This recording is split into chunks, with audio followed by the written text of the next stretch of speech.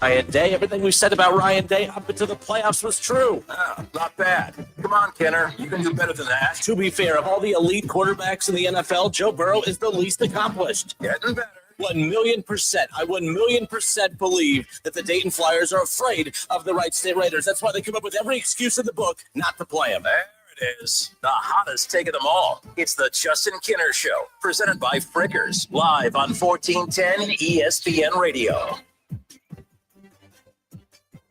I don't get it. Week 1 of college football is coming up fast.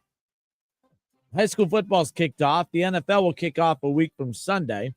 Well, technically a week from tomorrow night, but you see the point. It has to be a slow news day because I had to get off Twitter because I'm so sick and tired of being on Twitter and all I'm seeing is practice squad updates. How many of you give a damn about practice squad?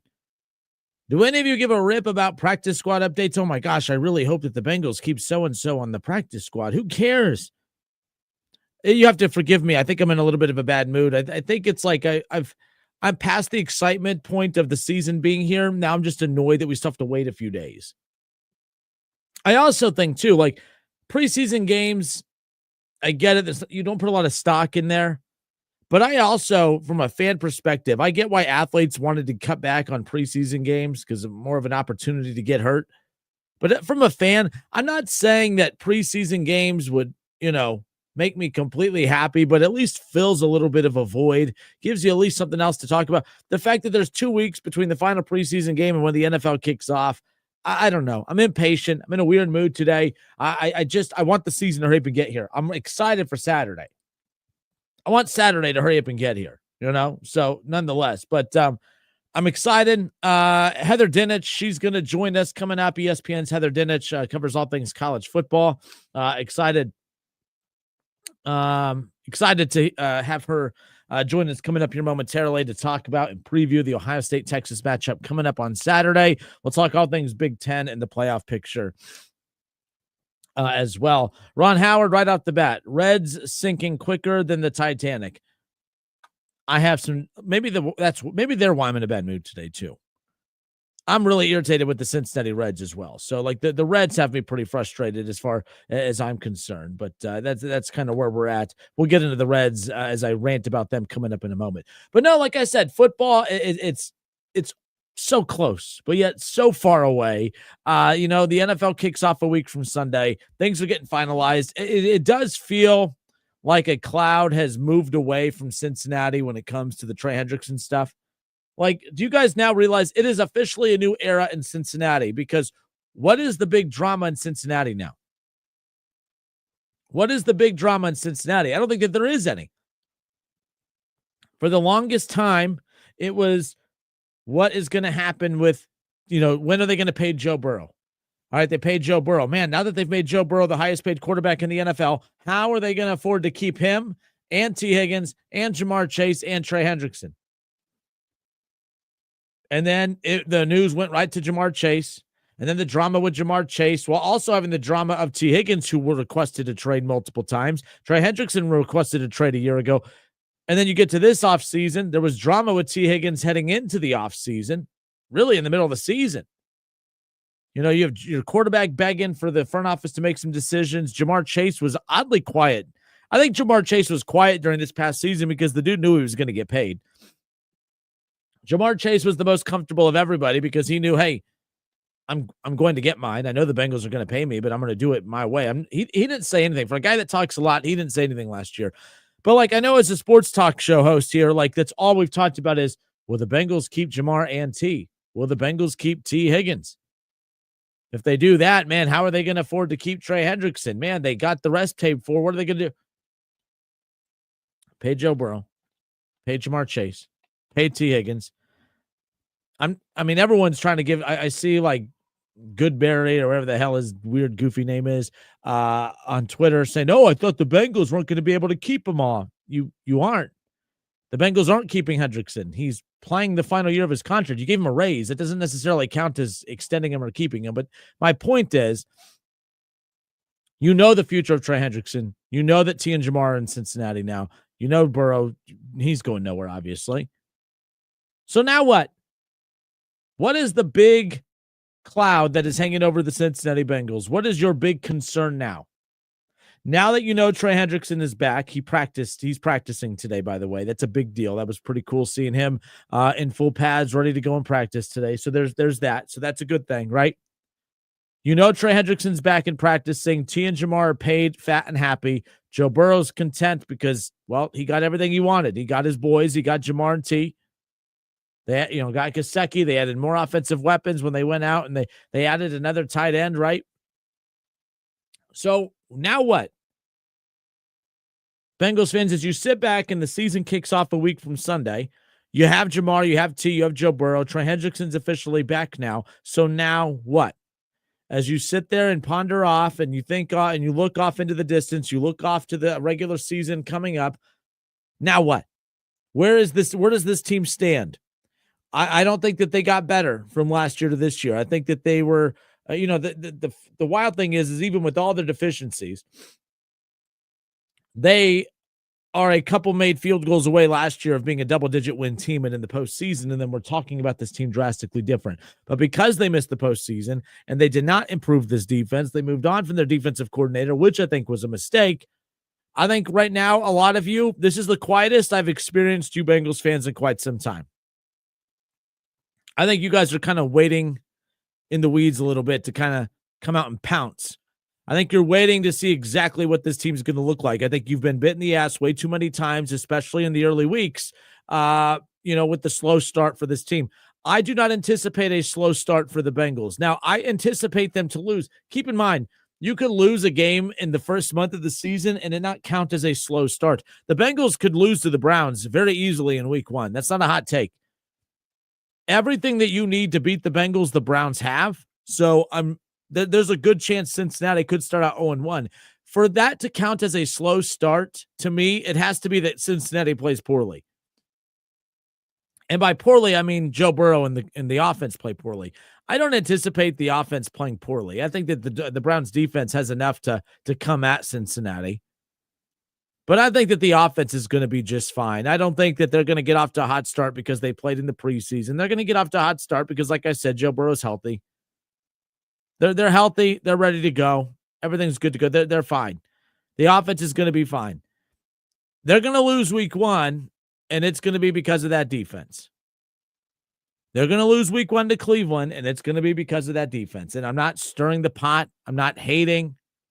You guys know deep down that when Cleveland's offense is right, and it's going to be right, especially it's going to be propped up because of how bad your defense is. And then on top of the fact that the Browns are one of the few defenses in the NFL that actually have the defensive firepower to attack the deficiencies of the Bengals offense. And although it's a very explosive offense, that offensive line is going to be feasted upon by that Browns defense. And when that Browns defense feasts upon that offensive line of the Bengals, that's going to force Joe Burrow into mistakes. He has had more turnovers against the Browns than any other team in the National Football League. He has actually played his poorest football against the Browns than any other team in the National Football League. And it's because the Browns have that dominant pass rush that always feasts upon the Bengals' bad offensive line. And when that happens, Joe Burrow makes mistakes, and the very good secondary of the Cleveland Browns makes him pay. The Browns have all the tools to beat the Bengals in week 1. So that wouldn't surprise me.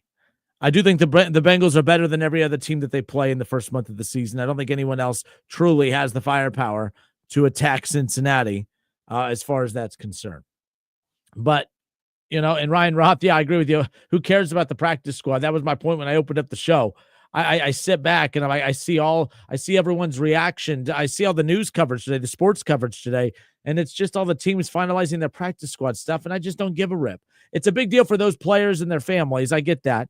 And, if a school that you're a fan of has a player that ends up being added to the practice squad of somebody, that's great. I saw the McLaughlin, whatever his name is, the Ohio State center, that the Bengals added to theirs. I was interested in that just because I was a fan of his whenever the Bengals signed him. He was an undrafted free agent, of course. Ro, you say that your Bengals are going to kick some butt, huh? You think they're going to kick some butt? We'll see. We'll see what happens. But yes, now the Bengals are just kind of boring. And maybe boring is good. Maybe having nothing to talk about with the Bengals is probably a good thing. because there is no drama. We're not talking about T. Higgins contract drama, trade request drama. We're not talking about holdout drama with Trey Hendrickson. We're not talking about the Bengals offering, negotiations and then, pulling back on negotiations and then Jamar Chase not practicing. We're done with all that. It looks like the Bengals have officially got over that hump. They've taken care of all their big contracts. Now their next phase of this, as they retool this roster, is to draft and develop. I don't think they've drafted very well. They've been horrible at developing. I think the next phase for this Bengals team in the Joe Burrow era is going to come down to, and unfortunately, it's outside of the hands of Joe Burrow. It's going to come down to just what kind of job that front office is going to do in the free agency period and the draft. And we're going to see, it was Al Golden the right hire as defensive coordinator. The fact, my concern would be that they went after a defensive coordinator that nobody else was looking at or going after. So I think when you have it from that perspective, that would alarm me a little bit. Say what you want about Lou Anarumo, but teams were lining up to swoop in and grab him. Nobody was swooping in to grab the defensive coordinator of Notre Dame. Nobody. We're going to talk with Heather Dinich coming up. I'm going to ask her, how big of a loss is Al Golden for the Notre Dame Fighting Irish? And the only reason I'm going to ask her is because I already know her answer. I heard her answer on SportsCenter earlier that the Fighting Irish aren't going to miss a beat this coming up season. You lose a defensive coordinator, that's supposed to be a problem. I think it's going to be a problem for Ohio State. I think losing a defensive coordinator that helped you win a national championship, I don't think you could just act like that's not a big deal. I think it's a huge deal. I think it's a huge, I don't think it's a big deal that Notre Dame lost their defensive coordinator. And that speaks volumes about the impact that he had at Notre Dame. I don't think it was an Al Golden defense just because he was the defensive coordinator there.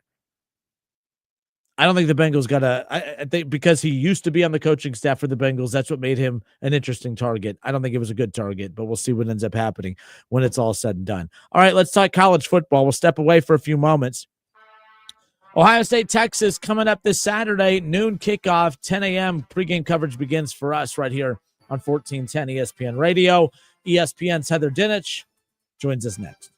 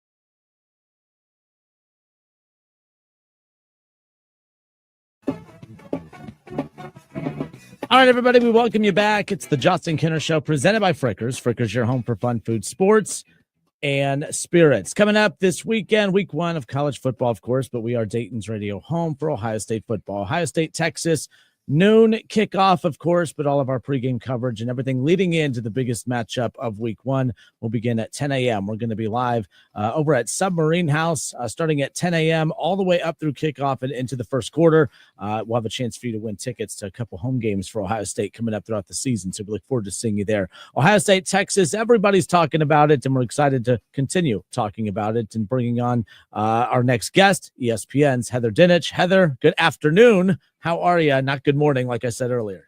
I am so excited. I'm so happy that games are being played. We can pretty soon stop talking about which quarterback is going to play better and know which one is going to play better on Saturday. Well, that's so we had Jason Fitz on yesterday, and the one thing that him and I talked about was the fact that, like, this is weird having a matchup like this with 1 versus 3, but quarterback is so important, but yet these two teams are ranked so high, but we don't really know a dang thing about either of these quarterbacks outside of the name of one of them being Manning, who we're all very familiar with that family. Is it strange to you that we have such a powerhouse matchup like this with two teams ranked so high, debuting new quarterbacks that we really don't know anything about? I love it. And it's not just these two teams. 7 of the top 10 teams in the country have new starting quarterbacks. And I'm throwing Carson Beck at Miami in that group because he's new to you, Miami. But no, we don't know. Anyone who tells you they do know has no idea. They're lying to you.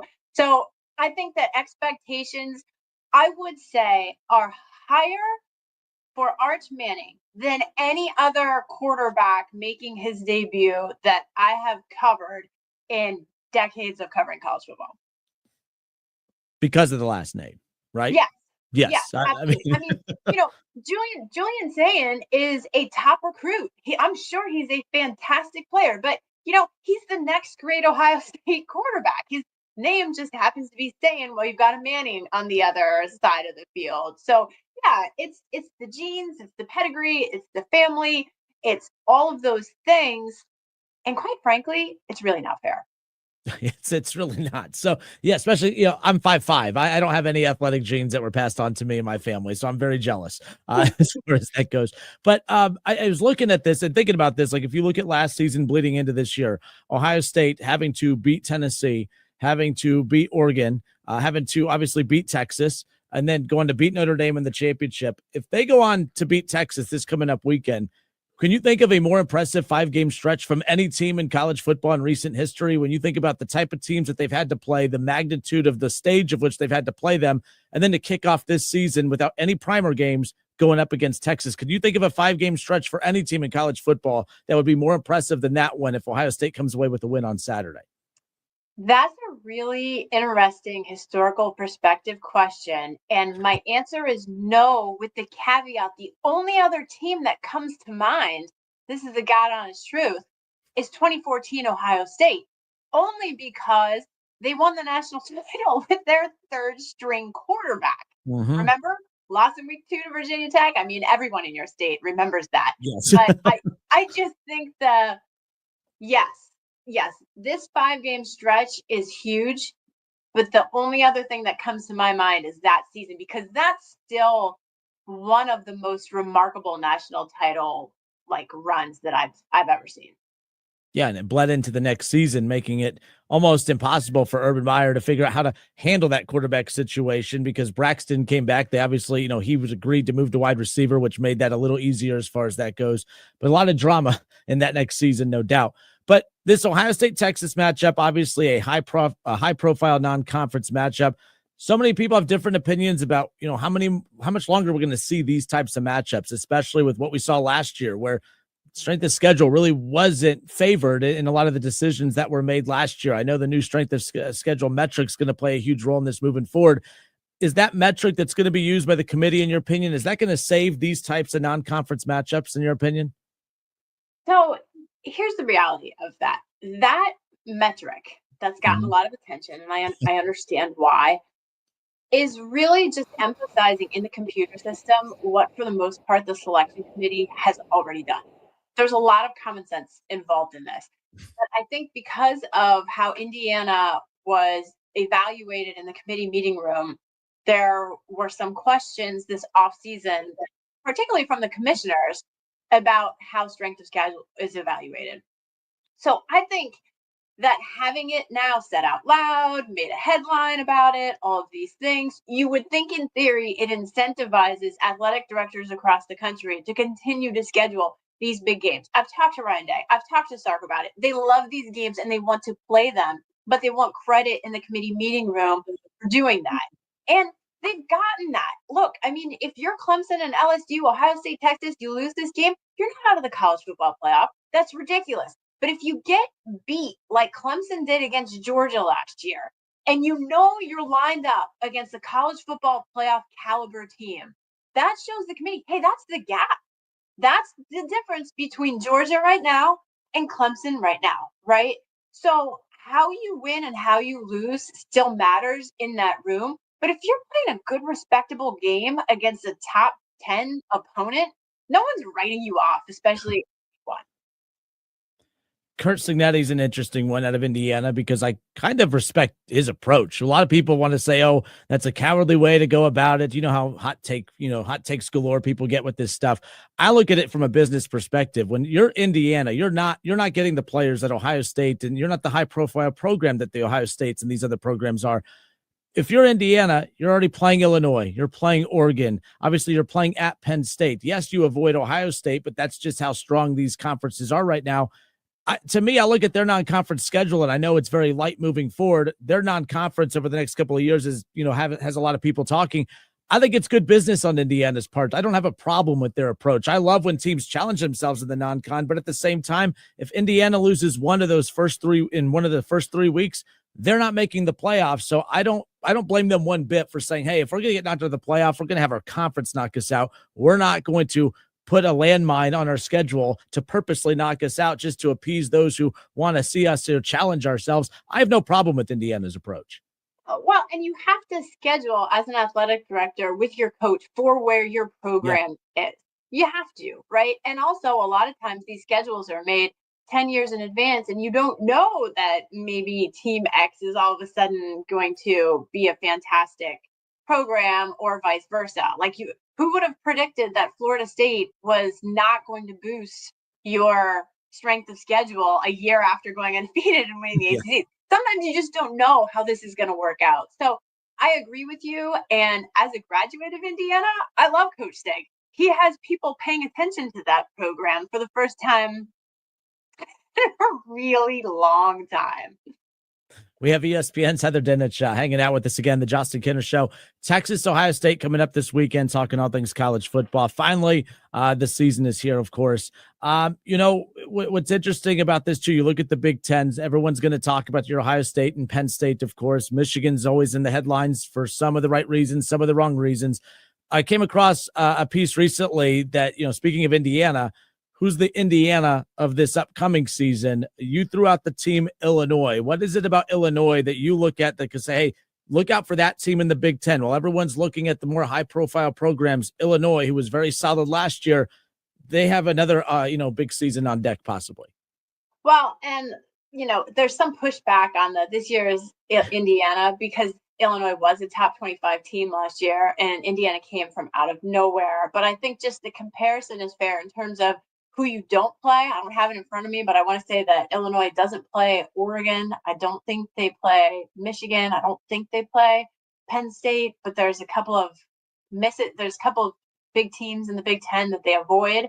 They do. So they play at Ohio State, Yeah. but no Penn State, no Oregon, no USC. So yeah, they avoid all the heavy hitters as far as that goes. Yep. Thank you. So they've got the schedule that sets up in their favor that even if they don't win the Big Ten, they can get in as an at-large team like Indiana last year. And it's because they've got a returning starting quarterback in Luke Altmaier, one of 18 starters back for Bielema. Plus, he's got all of his offensive linemen back. It's just a really veteran team. And so many coaches tend to downplay things a lot in the offseason, but some, like Bielema and Brian Kelly, have been very public about their faith in their rosters this year. And I think that captures some attention. Where are you at with the championship or bust expectation in college football now? You know, I'm not comparing it to basketball, but I've never once labeled a college basketball team as championship or bust just because it's a 68 team tournament. The best team rarely wins in college basketball because of how long that tournament is and upsets galore. 12-team playoff or 68-field NCAA tournament. I know you can't compare the two, but now that we've expanded the playoff to 12 teams, Ohio State had to play. I mean, the likelihood, when I looked at their draw last year, where they would have to, how many, the teams that they would have to play to get to where they ultimately got to, I didn't feel very confident in that. That's a tough stretch. To expect teams to do that every year is wild, no matter how good they are. Where are you at with the championship or bust, label on teams in the 12-team playoff era? Is it fair to put that on teams, for instance, like a Penn State? Is it fair to look at Penn State and say, hey, with everything you have on this roster, with all the returning players and everything that they have, is it fair to say that they are a championship or bust program, or do you not like that term in a 12-team playoff field? I don't like it because you do have times where a quarterback might not be playing his best game. Why? Because he's 20 and he broke up with his girlfriend. I don't know. They're college students. There's a reality to the up and down of college football seasons that sometimes you just can't explain, like Notre Dame's home loss to Northern Illinois last year. So I do think, though, that when a coach, I go back to selling your own program in the offseason, like James Franklin says publicly, this is the best personnel that I have had since I've been here in both staff and players, then it's fair for the public and the media to say, okay, if you've got this team and you think you can compete at the highest level, then let's see it, prove it. So I think that that's fair. But it has gotten so much harder to win a national title. And it's going to be so much harder next year for the SEC to play 9 league games and another Power 4 opponent and not finish with 2 or 3 losses. So I do think that saying championship or bust it's not fair, because especially if you're an at-large team and you've got to win 4 straight games, or if you lose in your conference championship game, you're playing 5 straight weeks, right? So. All right. Yes. ESPN's Heather Dinich, awesome enough to give us some time. Ohio State, Texas coming up this weekend, of course.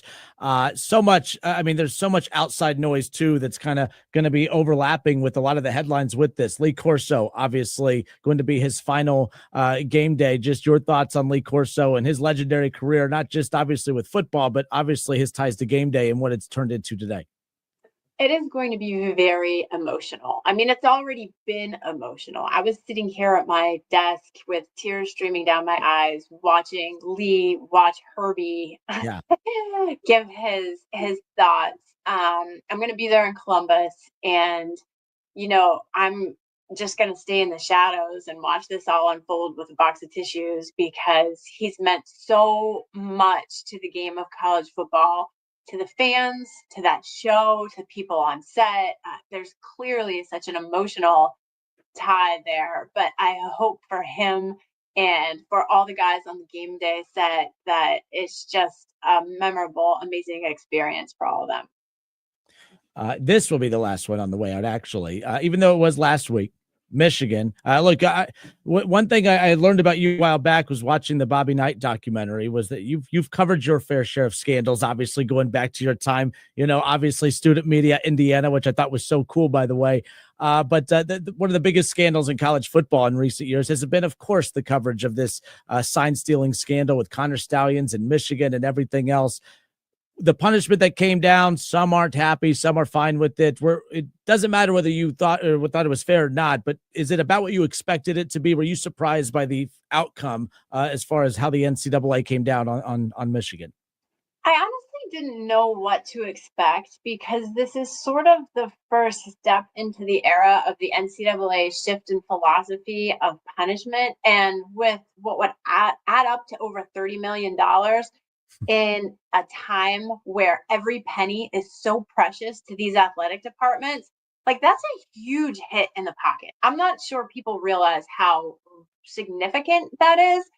And I do like, personally, the fact that it gets away from punishing players who weren't there or a part of it, and coaches, I should say, and who won't be. And I'm talking about vacating wins or postseason bans, right? You just cross these lines of punishing people who weren't involved in it. And it just seems a little bit unfair to me. So I think punishing the athletic department as a whole collectively is fair. And again, the monetary part of it is significant because, as we all know, there's just so much going on right now with the House settlement.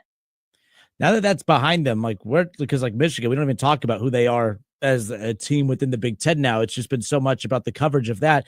Who are they? Where do they stack up in the Big Ten right now? Obviously, we're talking about Ohio State, Texas to kick off the season, but we all know how the season ends, and it's always Ohio State, Michigan, the biggest rivalry in all of sports. Who are the Michigan Wolverines heading into the season? Well, I think with Underwood, their starting quarterback, they're lumped in with a lot of other teams, and that we'll see how their rookie fares. But the reality is they can only go up in their passing game. I don't know how much Michigan football you watched last year, but that quarterback room was a disaster. So I think already just by naming Underwood and watching Sharon Moore talk about him in the press conference, seeing earlier in the summer that he recognized this guy was pretty special, they're already ahead of where they were last year. A lot of new faces. We'll see. I mean, right now, as we sit here today, I would say they're probably a bubble playoff team. I'm curious about where USC is, though. And no one's talking about Oregon, which amazes me because they did win the Big Ten last year and they're still really good. So where Michigan falls around those teams will be interesting. All right, ESPN's Heather Dinich, awesome enough to give us some time. Texas, Ohio State, how's that unfolding on Saturday? When in doubt, go with the home team. That's college football predictions 101 for you. I'll say the same thing about Clemson and Tigers versus Tigers. Flip a coin. Look, here's the reality with Ohio State. We don't know a lot of things about both of those teams. They're going to look different than the last time they played. What we do know is Ohio State might have the best player on offense and defense in the country. And so when you've got Jeremiah Smith, when you've got Caleb Downs at safety, I don't know. That's my answer.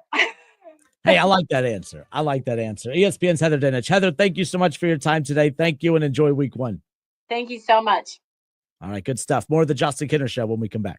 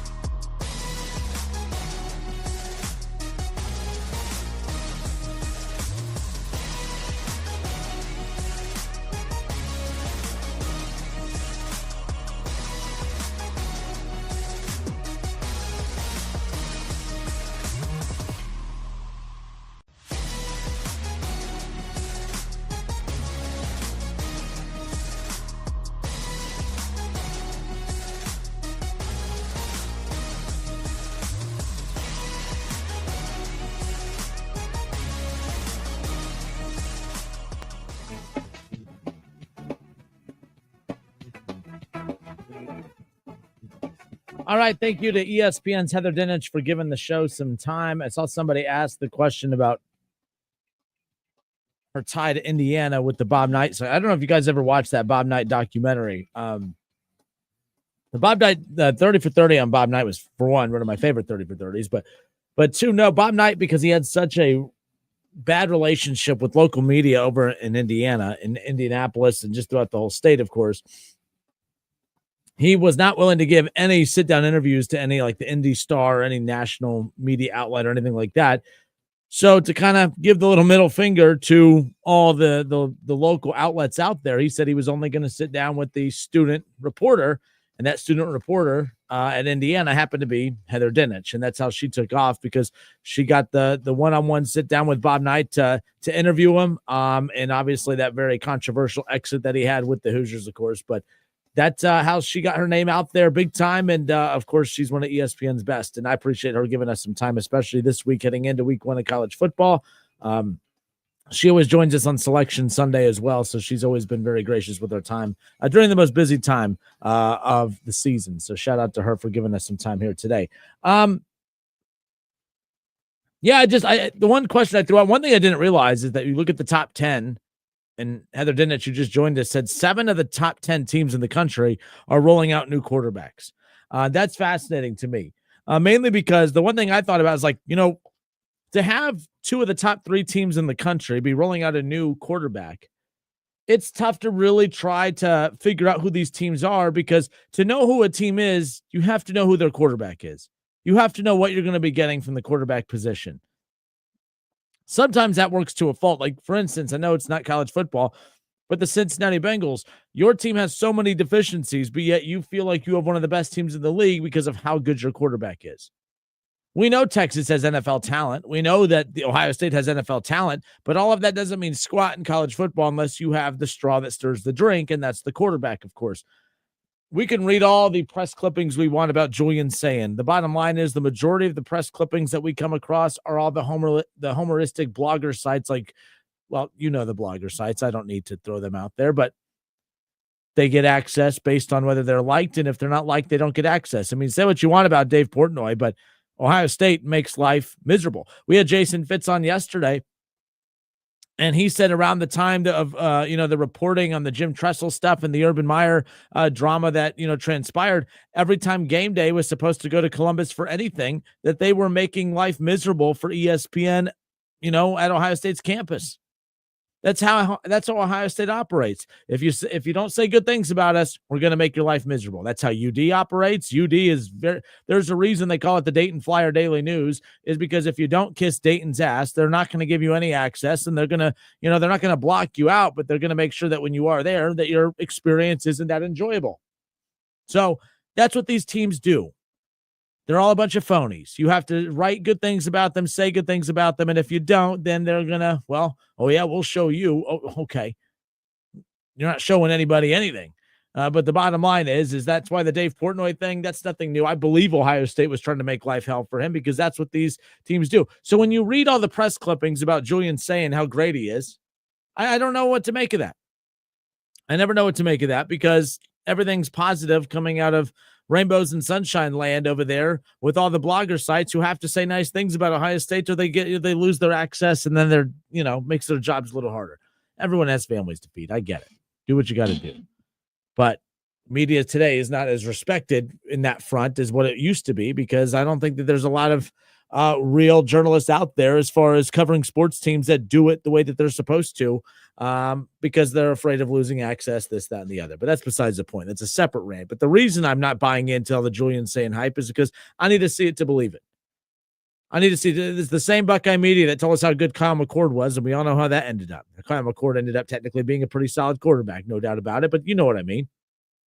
At Syracuse, for Syracuse, not really for Ohio State, but is what it is. So as we sit here right now in this build to Texas and Ohio State, it's like, how do these two teams, they're 2 of the top 3 teams in the country.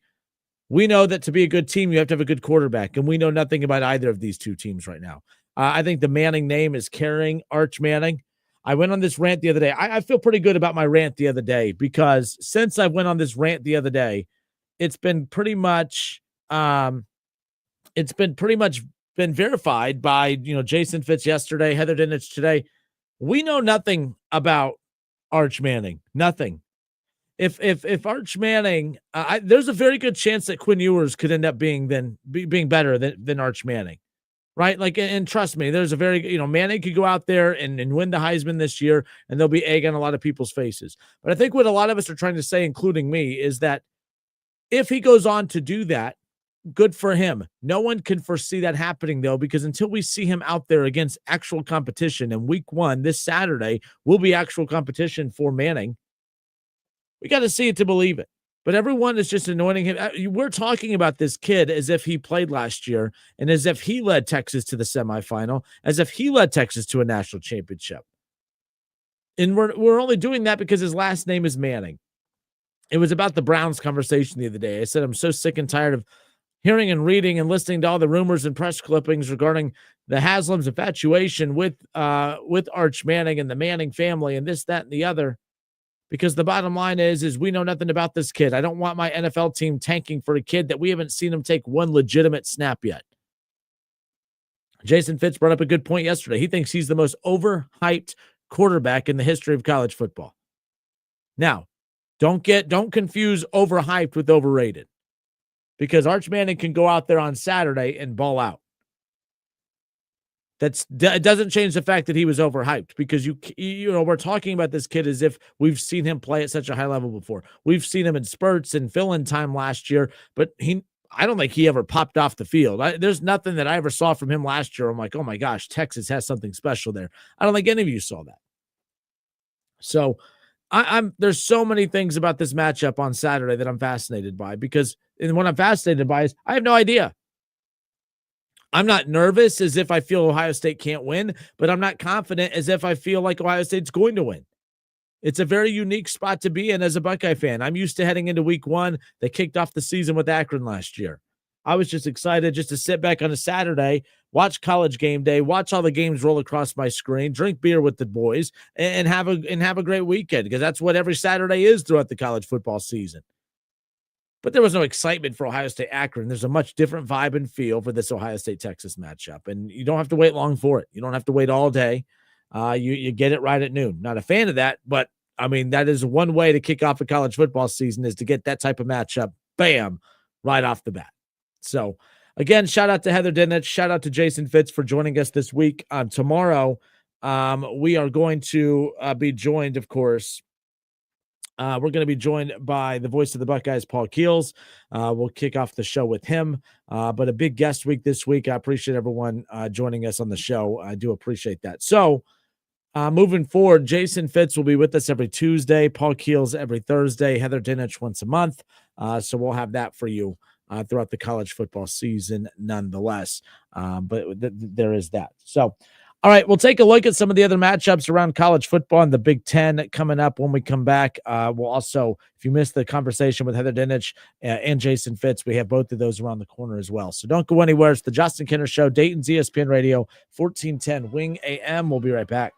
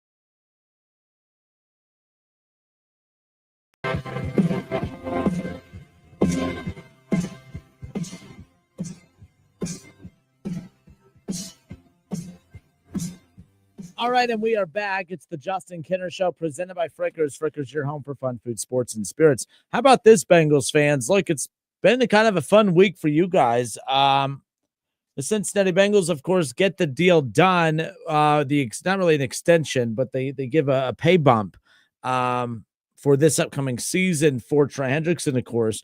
But they also addressed another need as the Bengals are signing veteran guard Dalton Risner. Again, this just came out less than 10 minutes ago. According to Jordan Schultz, the Bengals were able to get this deal done. The Bengals are signing former Vikings guard Dalton Risner. Risner has allowed 0 sacks over the last 2 regular seasons per Pro Football Focus. A proven and respected veteran lands in Cincinnati to help protect Joe Burrow. So you look at the Bengals offseason as it continues. The Bengals painfully but successfully found a way to get a deal done with Jamar Chase and T. Higgins. They bring back Mike Gesicki.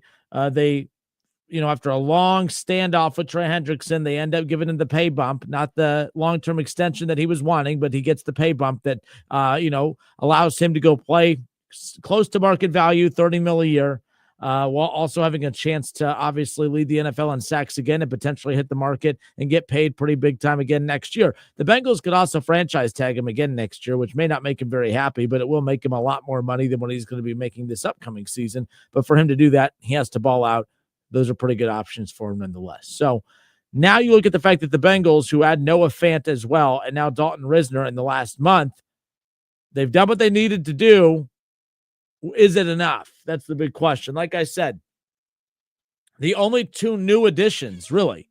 This is the Cincinnati Bengals of 2025. It's the 2000 Bengals of 2024 with the additions of Noah Fant and Dalton Risner. You add Noah Fant and Dalton Risner to last year's Cincinnati Bengals team. How much better are they? And by the way, you're saying, Kinner, you're forgetting all the rookies. Maybe Shamar Stewart makes an impact. Maybe. That's a big maybe. I'm not putting a lot of stock into the Bengals' ability to draft and develop. I'm just not. I have no faith in their ability to draft or develop right now. So until I see it, I'm not going to believe it. I do like the Risner addition. I thought that the Bengals, I would love to see what the details of the contract are. The Bengals made bad headlines. Like, the Bengals got a lot of negative headlines thrown at them earlier in the week. Okay. They got a lot of negative headlines thrown at them earlier in the week. They let Risner come in for a visit, and then he left because they offered him the minimum. And he didn't like that, and he left. Now, to be fair to the Bengals, because that's how a lot of this stuff gets twisted. What I would love to know is Risner, who goes to the Bengals, probably wants to play for the Bengals. He would love to protect Joe Burrow, Jamar Chase. He would love to protect Joe Burrow in an offense with all those cats, right? He gets offered the league minimum. Not happy with that, so he wants to leave to go visit some other teams. My guess, and you better hope so, Bengals fans, my guess is, and actually you shouldn't really hope so, it doesn't matter, he picked you. My guess is that other teams offered him the league minimum as well, and then he kind of looked around, weighed his options, and said, well, if I'm going to get paid the league minimum, I might as well just go to Cincinnati. That bodes well for Cincinnati. The second option is teams offered him more money elsewhere, and he still took less money to go play in Cincinnati. Either way, that's a good look for Cincinnati to save face, because the organization, like I said, got ripped. They were viewed as cheap for letting Risner come to town and just go and offering him the league minimum. Obviously, everyone knows, Boomer Esiason with everything, offering him 2 tickets to come to the Ring of Honor, but they send him a discount code to pay for his own hotel and flights and all that cheap stuff. So that was not a good look for them. There was the pregnant wife of one of the players that they were having issues getting into the stadium because they were playing hardball with her. I mean, asking the pregnant wife to go stand out on the sidewalk with all the fans and wait for the husband to come out of the parking garage for the players to pick her up. It was a bad PR week. And then the Trey Hendrickson thing, after spending the last week and some change talking about the potential trade possibilities, it was just one negative blow after another for the Bengals when it comes to PR. So either the negative PR put the pressure on the Bengals to finally just say, okay, enough is enough. Here's 15 more mil. Trey Hendrickson, shut your mouth, get out there and play. Risner, sorry for offering you the league minimum. Here's more money. Get your ass out here and play. Like, I don't know. It doesn't matter, though. I don't think you guys care how the sausage is made. I think you just want to enjoy the season. you can enjoy the season knowing that the big three are still together: Jamar Chase, T. Higgins, and Joe Burrow. They kept Burrow happy by bringing Mike Gesicki back. You add, it was kind of a pleasant surprise for Bengals fans going out and adding another weapon in the pass game and Noah Fant. I like that addition, actually. It complements Mike Gesicki, who at times really wasn't. I mean, people keep saying the Bengals have the most depth, the deepest wide receiver room in football. I disagree. You may have the most talented 1-2 combo in the NFL. I do not think you have the deepest wide receiver room in the NFL. The reason I believe that is because, well, your tight end was having to be used as a receiver last year because you didn't have any weapons or options at wide receiver. Yoshivas, he was actually a pretty good red zone option at times, but he wasn't a threat between the 20s. And I guess it's okay to have a role to a certain extent, but he disappeared way too many times in games. They don't have a lot of stability at wide receiver outside of the first two. So I think that if you're going to use Mike Gesicki in the slot and use him in a lot more, those situations, Noah Fant could be used as a traditional tight end for him. You obviously have Sample. I think they have more depth at tight end than they do at wide receiver, to be quite honest with you. But that's besides the point. The Bengals, I like the Risner addition. I poke fun a lot. I don't have any complaints here. I think it was a good addition. So, nonetheless, we'll see what ends up happening when it's all said and done. But I'll keep an eye out for any of the details of that signing. But like I said, Jordan Schultz. By the way, Jordan Schultz, is he like the number one go-to, for all things Bengals news at this point? Fascinating stuff. I mean, he was the one that was all over the Jamar Chase and T. Higgins announcement.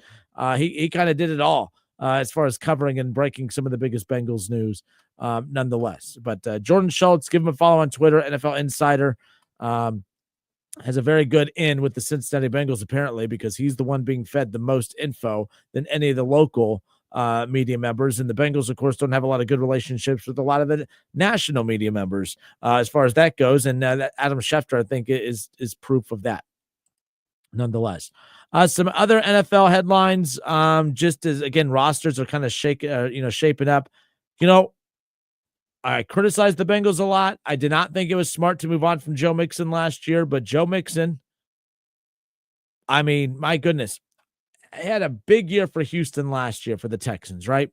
And every time he would have a big game, we would do I bet you that would be nice to have that in Cincinnati, right? Joe Mixon's one of the most interesting running backs in the entire National Football League because he's just not. He's always an interesting character. To have the injury bug bite him at this stage of his career is a little unfortunate. He's a guy that's still in his 20s, by the way. But Joe Mixon is going to miss some significant time already as he's coming off of an injury, and his status is a little unclear right now. Texans general manager Nick Caserio was non-committal about whether Pro Bowl running back Joe Mixon will play in 2025. We're not talking about when will he be back this season. He was non-committal to discuss whether or not Joe Mixon will play in 2025. The Texans cut the roster down to 53 players. They placed Mixon on the reserve non-football injury list. They put him on the reserve non-football injury list as he has dealt with an ankle injury that has sidelined him throughout OTAs, minicamp, and training camp as a result of being placed on the NFL list. On the NFI list, Mixon will miss at least the first 4 games of the season. Caserio was asked about this particular thing. When he was asked about it, he said, basically, we're going to take it day by day. I mean, that's not a good response right there. But the Bengals, big week for you. You win another one because for everyone that said you were wrong for moving on from Joe Mixon, I think you could point at this story right here and say, hey, even if we still had him, we wouldn't have him based on some of the nonsense that's going on over there in Houston for the time being. How about some of the key free agents, or if you will, that are reuniting with their team from years and years ago? How about the fact that it's 2025 and Amari Cooper is back with the Raiders? The Vikings just traded to get Adam Thielen back from the Panthers, and Justin Herbert is reuniting with a former wide receiver that was always injured. Keenan Allen is returning to the Chargers. Brandon Cooks is making a return to the Saints. So back where it all started for those veteran wide receivers. I saw that tweet earlier from Adam Schefter. But yeah, Amari Cooper I found fascinating last year because I was a huge Amari Cooper guy.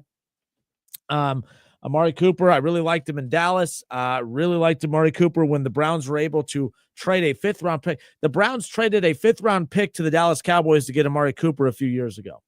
Amari Cooper was the first wide receiver in Cleveland Browns history since returning to Cleveland after, of course, going to Baltimore.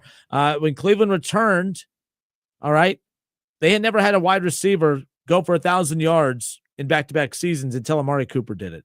He was the stability that they needed at that position. He was a star. And he was one of the biggest, puzzle pieces for the Browns when they made the playoffs 2 years ago, when they had Joe Flacco 2 years ago.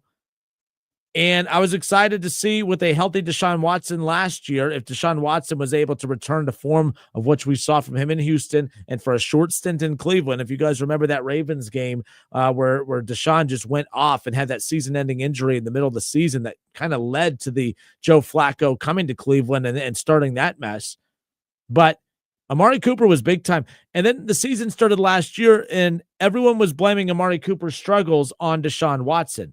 Deshaun Watson, I will never overly defend anymore, as that has always bit me in the behind, but I defended Deshaun Watson to a certain extent because it wasn't just Deshaun Watson not doing his job. Amari Cooper wasn't doing his either. Amari Cooper had led the NFL in drops last year for the time from week 1 until the time that he was traded to the Buffalo Bills. He led the NFL in drop passes. Okay. And that continued to annoy me because it was one of those things where people were blaming everything on Deshaun. Deshaun should be blamed for a lot. He's the quarterback. That's what that position gets. That's how that works. But it was also frustrating that the Browns led the league in drop passes and had the number 1 wide receiver that led the league in drop passes in Amari Cooper. He had to do his part. Everyone was praising the fact that that Amari Cooper found a way to get out of Cleveland. Amari Cooper went to Buffalo, caught a touchdown pass in his very first game, and then would average less than 20 yards a game the rest of the season. He didn't even make an impact whatsoever in the postseason. Amari Cooper, going back to the Raiders, I meant to talk about this with Jason Fitz yesterday. He's a big Raiders fan. Amari Cooper is not the Amari Cooper of old. I think he's old Amari Cooper. At this point. And then it was interesting, too, because the route tree that Amari Cooper was running in Cleveland is the exact route tree that was then given to Cedric Tillman. The second that Amari Cooper left, Cedric Tillman took off. Jerry Jeudy took off. Cedric Tillman, who missed some time during Browns camp, is back at practice today, by the way. That's a good thing. Jerry Jeudy, Cedric Tillman, the top 2 weapons, of course, for Joe Flacco as Cleveland gets ready for their week 1 showdown with the Cincinnati Bengals. Joe Flacco, all praises coming out of Browns camp as far as what his role was as the veteran quarterback. Obviously, they brought him over to be the starter. He still had to win the starting job. It was a competition to a certain extent. A lot of guys kind of knew their roles a bit, but there was opportunity for guys to move up and down the depth chart. That's ultimately what happened. But Joe Flacco was phenomenal in camp. Jerry Jeudy, Cedric Tillman are going to be a very good 1-2 combo in that offense. Joe Flacco plays very, very well in that Kevin Stefanski offense. So well, in fact, that he helped lead the Cleveland Browns to the playoffs 2 years ago. Kevin Stefanski won Coach of the Year. He won Comeback Player of the Year. You had David Njoku, who had the best season of his entire career, and I'm a big Njoku fan. He caught a touchdown from Joe Flacco already in this preseason. Harold Fannin Jr. looked great, too, the rookie tight end that they were able to get out of Bowling Green. Now the big question I have is, what is the run game going to look like for Cleveland?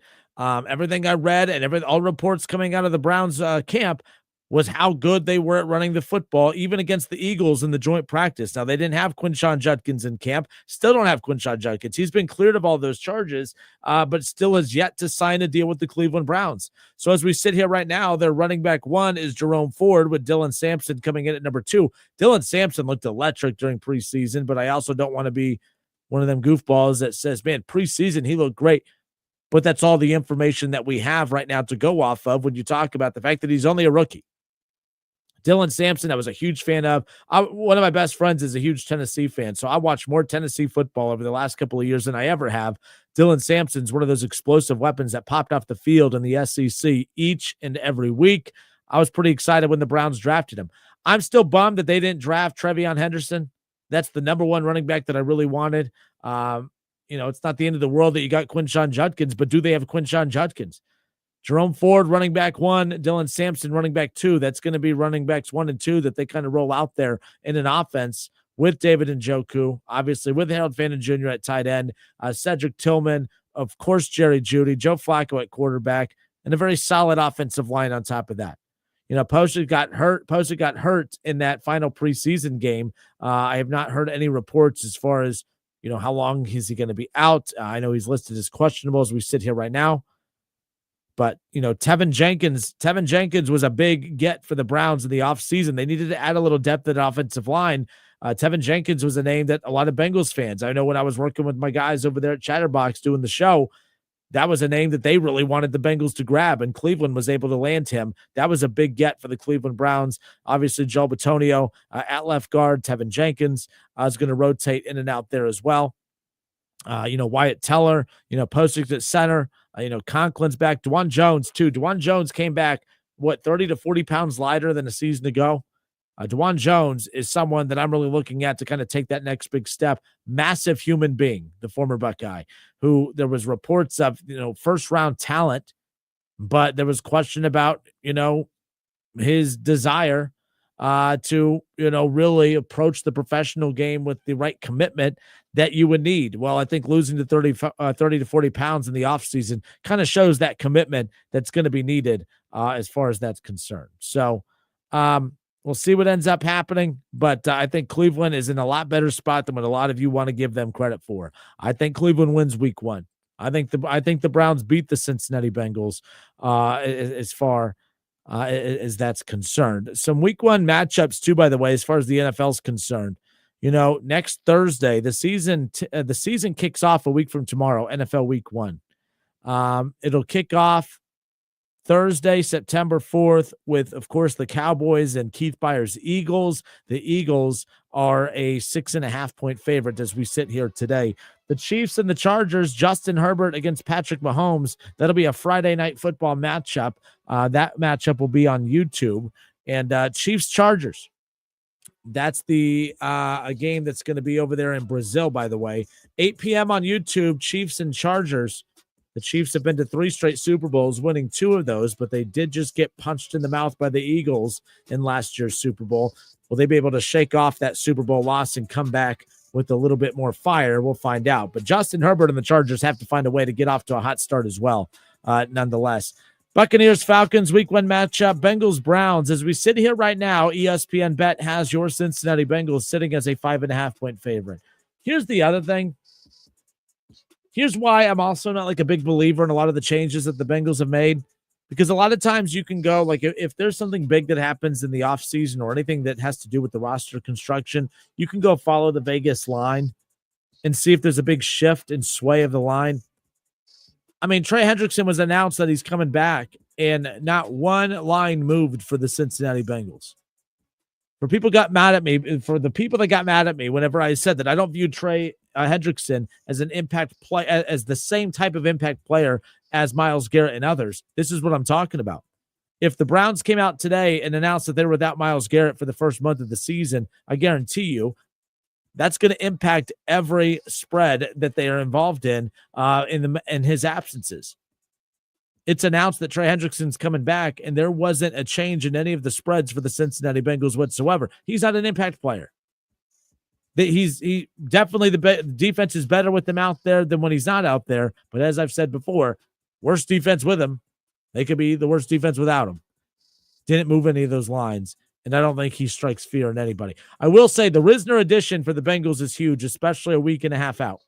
A week and a half out is big to get Risner acclimated, because obviously with that Bengals defensive line, or with that Browns defensive line, it's going to be very, very important that everyone's ready to go to help protect Joe Burrow with that offensive line up front. I mean, Risner, does he make that offensive line elite? Absolutely not. The Bengals still have a lot of question marks when it comes to that offensive line. But we'll see what happens. But Bengals and Browns week 1, 1 o'clock the kickoff, a week from this Sunday. We're getting closer and closer to that. The Bengals schedule, as we've talked about, 3 of the first 4 games for your Cincinnati Bengals are on the road. You open up the season on the road at Cleveland. Home opener on Sunday, September 14th against the Jacksonville Jaguars. And then you close out the month of September at Minnesota, who just traded for Adam Thielen today. J.J. McCarthy, of course, going to have Justin Jefferson, going to have Adam Thielen to throw the football to That'll be a tough matchup there. And then you'll go to Denver to take on probably one of the most complete rosters in football. When you look at Denver's defense, when you look at their special teams and their offense and their great head coach, Denver checks off every box. That's going to be a tough one. That was a hell of a game that we saw between those two last year in December. I'm excited to see that matchup on Monday Night Football to close out the month of September. All right, we'll step away for a few moments. If you missed our conversation with Jason Fitz and ESPN's Heather Dinich, we have all of that coming up for you here around the corner. Let's go to some of the Facebook comments here. Chad Kinser says, I'm a Bengals fan, but I honestly see Cleveland winning. Until Cincy can prove that they could play in September, I won't change my mind. Chad, I think Cincinnati loses to the Browns as well, and I don't think it's because it's going to be a September slow start. I think it has more to do with the matchup. For me, I will pick Cincinnati to win in week 2, 3, and 4. I'll pick them over Denver. I'll pick them over Minnesota. I'll pick them over Jacksonville. Cleveland, very well, in the eyes of most of you, are worse than all those other teams, but Cleveland possesses all the weapons that are necessary to attack the deficiencies of your Bengals. I just think it's a matchup nightmare. I think that the Bengals lose week 1 to Cleveland, but I'm not going to put it in the slow September start category. If you remember, Cincinnati, when they've lost in the month of September the last couple of years, yes, losing is bad, but it's the way that they looked in those losses. Even that loss to the Chiefs last year, that stung. But the Bengals didn't look bad. That was actually probably the best they looked in the month of September. Like, they looked good against Kansas City last year. They moved the ball on Kansas City. They actually got some key stops against Kansas City. It was just that, obviously, that pass interference call that your fan base cried a lot about, that I had to hear about forever and ever. That didn't help, right? That's how that game ended. But the bottom line, don't forget Joe Burrow's butt fumble. Joe Burrow fumbled the ball. His turnover led to a loss as well, y'all, that selective memory of yours. But I thought they looked good against the Chiefs last year, but they did not look good in a lot of those games down the stretch of the month of September. But I won't chalk that up to a slow start if they lose to Cleveland. They still could start 3-1. They will start 0-1. I guarantee it. I promise you this. The Cleveland Browns are winning week 1. I promise you. I will be obnoxious as could be. I promise you they are going to beat Cincinnati in week 1. It's the Justin Kinner Show presented by Frickers. We'll be right back.